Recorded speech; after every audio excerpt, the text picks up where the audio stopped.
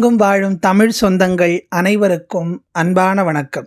ஆடி மாதம் என்று சொன்னாலே நம்முடைய நினைவுக்கு வருவது அம்மன் வழிபாடுதான். ஏன் ஆடி மாதம் இத்தனை சிறப்புக்குரிய மாதமாக, அதுவும் அம்பிகையினுடைய வழிபாட்டுக்கு உரிய மாதமாக இருக்கிறது என்பதை இந்த பதிவிலே அறிந்து கொள்ளலாம். வாருங்கள். ஓராண்டில் ஆடி, புரட்டாசி, மார்கழி ஆகிய 3 மாதங்களும் இறை வழிபாட்டுக்காக ஒதுக்கப்பட்டவை. இவற்றில் மார்கழி மாதம் பெருமாள் வழிபாட்டுக்கு உகந்தது. புரட்டாசி மாதத்தின் ஒரு பகுதி பித்ரு வழிபாட்டுக்கும், மறுபாதி நவராத்திரி என்று அம்மன் வழிபாட்டிற்கும் ஒதுக்கப்படுகிறது. ஆனால் இந்த ஆடி மாதமோ முழுக்க முழுக்க அம்மன் மாதம் என்று சொல்லக்கூடிய அளவிற்கு அம்பிகையினுடைய வழிபாட்டிற்கு உரிய மாதமாக இந்த ஆடி மாதம் விளங்குகிறது. சூரியனை அடிப்படையாக கொண்ட மாதங்கள் நம் தமிழ் மாதங்கள். சூரிய பகவான் ஒரு ராசியிலிருந்து மற்றொரு ராசிக்கு செல்லக்கூடிய காலம் 1 மாத காலம். எப்படி ஒரு கிரகம் சுற்றி வருவதற்கு ஒரு கால அளவு இருக்கிறதோ, அதுபோல் சூரியனுடைய காலம் 1 மாத காலம். அப்படி சூரிய பகவான் கடக ராசியில் சஞ்சரிக்கும் மாதமே ஆடி மாதம் ஆகும்.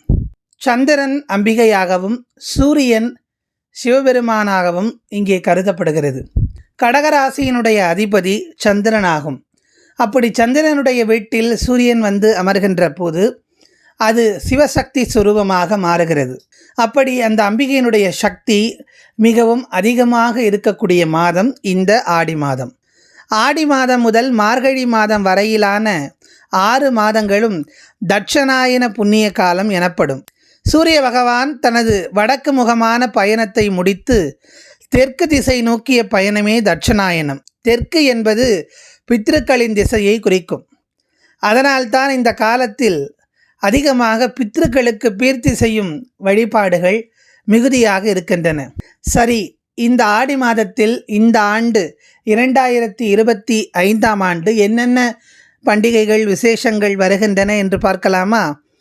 ஆடி முதல் நாள் ஆடி பண்டிகையை தொடர்ந்து ஆடி அமாவாசை, ஆடி பூரம், ஆடி கிருத்திகை, நாக பஞ்சமி, ஆடி பெருக்கு, வரலட்சுமி விரதம், ஆடி தபசு, ஹயக்ரீவர் ஜெயந்தி, மகா சங்கடஹர சதுர்த்தி, கோகுலாஷ்டமி என்று இத்தனை வைபவங்கள் வருகின்றன. ஆடி மாதம் அம்மன் வழிபாட்டிற்கு மட்டுமின்றி குலதெய்வ வழிபாட்டிற்கும் உரிய மாதமாக கொண்டாடப்படுகிறது. எவர் ஒருவர் தன்னுடைய குலதெய்வத்தை மறக்காமல் உள்ளன்போடு ஆண்டிற்கு ஒரு முறையேனும் வழிபடுகிறார்களோ அவர்களுடைய குலத்தை அந்த தெய்வம் காத்து ரட்சித்து அருள் புரியும் என்பது சத்தியமான உண்மை. எந்த ஒரு குலதெய்வ வழிபாட்டை எடுத்துக்கொண்டாலும் நிச்சயம் அந்த குலதெய்வத்திலே ஒரு அம்பிகை இடம்பெற்றிருப்பார்கள்.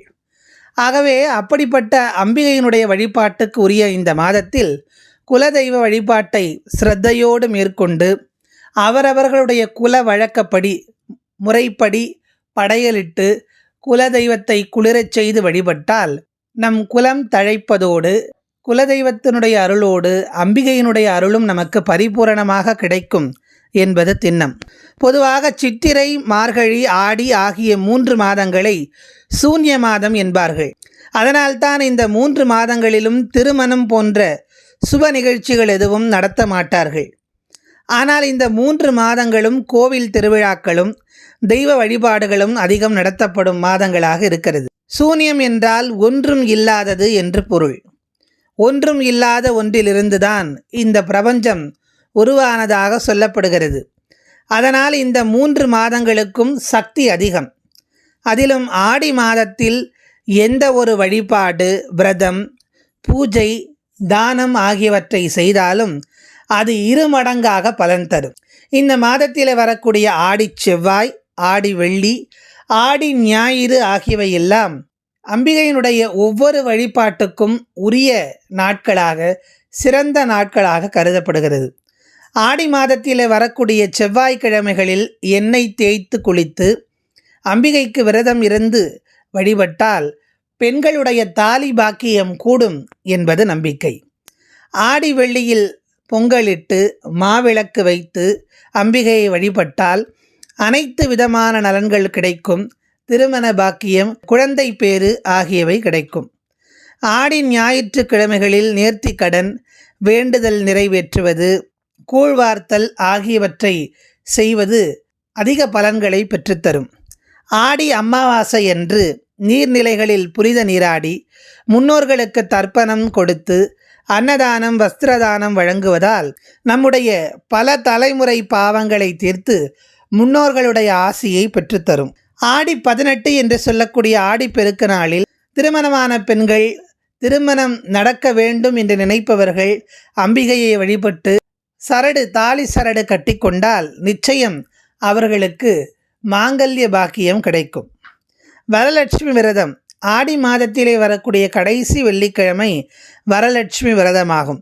மகாலட்சுமியை வரலட்சுமியாக நம்முடைய வீட்டிற்கு வரவழைத்து வழிபடக்கூடிய அற்புதமான விரத நாள். செல்வ நலன்களை எல்லாம் பெற்றுத்தரக்கூடிய அற்புதமான ஒரு வழிபாடு வரலட்சுமி விரதமாகும். அடுத்தது ஆடி பௌர்ணமி. சிவபெருமானுக்கு பாலபிஷேகம் செய்து கருப்பு பட்டு வஸ்திரம் சாற்றி கருப்பு ஊமத்தம் பூ மாலை கட்டி பாயாசம் படைத்து வழிபட்டால் பகை எதிரிகளால் ஏற்படும் அனைத்து விதமான பிரச்சனைகளும் விலகும் என்பது நம்பிக்கை. இப்படிப்பட்ட சிறப்பு வாய்ந்த அற்புதமான இந்த ஆடி மாதத்தில் குலதெய்வ வழிபாட்டையும் அம்பிகையினுடைய வழிபாட்டையும் உள்ளன்போடு மேற்கொண்டு எல்லா விதமான நலன்களையும் பெறலாம். அடுத்தடுத்து இந்த ஆடி மாதத்தினுடைய ஒவ்வொரு சிறப்பான நாட்களை பற்றிய பதிவுகளில் சந்திப்போம். அம்பிகையை வழிபடுவோம், பேருவகை அடைவோம். மீண்டும் அடுத்த பதிவில் சந்திப்போம். நன்றி, வணக்கம்.